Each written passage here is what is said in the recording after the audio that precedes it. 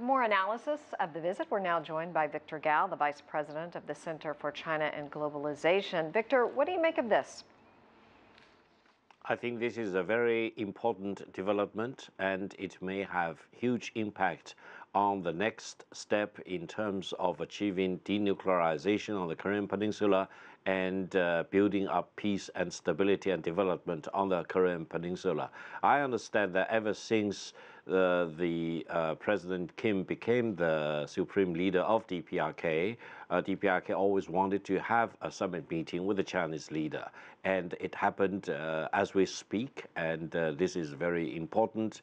And now momentum is building up for peace and dialogue and negotiation on the Korean Peninsula, and everyone need to pitch in. And China has been proposing the two stops, that is to suspend the joint military exercise by ROK and the United States at the same time when DPRK need to stop or suspend its nuclear testing.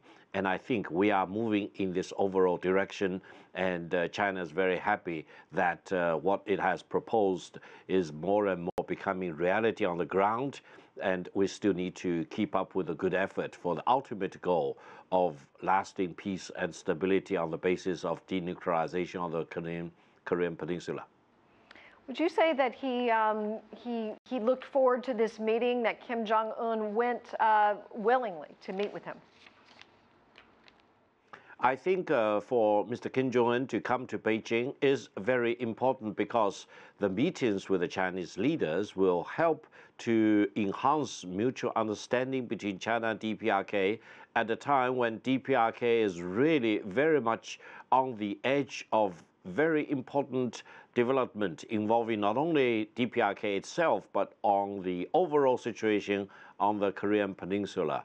And the proposed meeting between Mr. Kim Jong-un and the US President Donald Trump, hopefully it will happen as originally announced. And DPRK definitely need to talk with the Chinese side, talk with the Chinese leaders about what exactly every party involved on this important issue need to be prepared and need to do before DPRK really strikes out for a deal, possibly with the United States. Such high-level coordination and collaboration, cooperation will be crucially important to avoid any unhappy surprises and to make sure that whatever will happen will be building up on peace and stability and avoid any chance of war on the Korean Peninsula.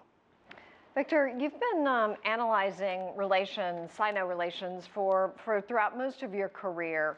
What do you make of all this personally? I mean, do you feel like we are on the verge of something truly historic here?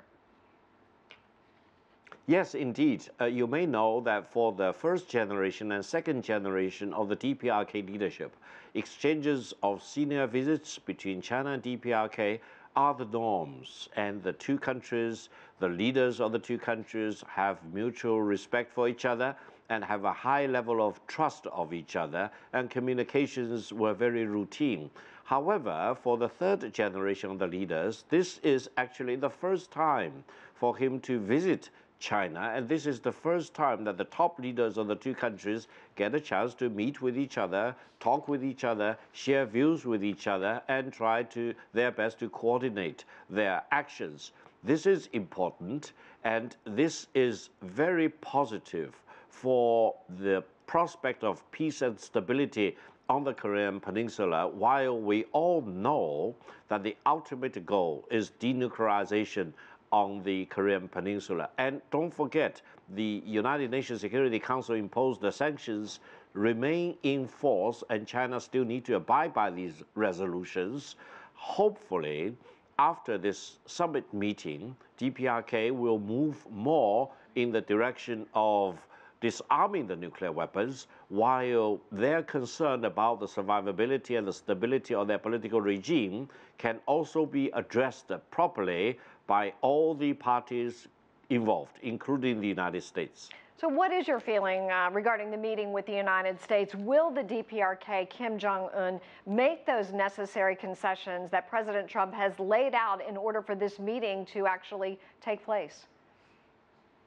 I think while China does not support the nuclear weapons program of DPRK, we also need to be aware that DPRK has a fundamental concern about whether the United States will topple the political regime in DPRK, whether the United States probably will resort to war against DPRK.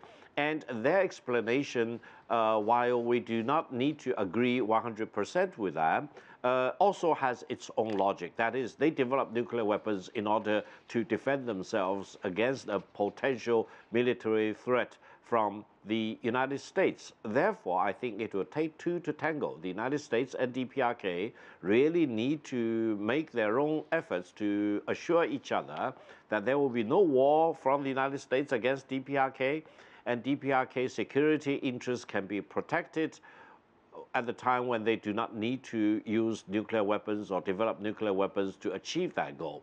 And then all the other parties, including China and others, will need to participate in this overall effort to make sure that no one will second guess each other and no one will surprise each other, and there will be gradually peace and trust being built up between the United States and DPRK for peace and stability on the Korean Peninsula. I don't think it is the right thing for the United States to threaten to use unilateral military actions against DPRK. As a matter of fact, such threats are one of the reasons why DPRK went on to develop nuclear weapons in the first place. We need to resolve the nuclear weapon issue, while we also need to resolve the underlying concerns of the DPRK for its own political survivability.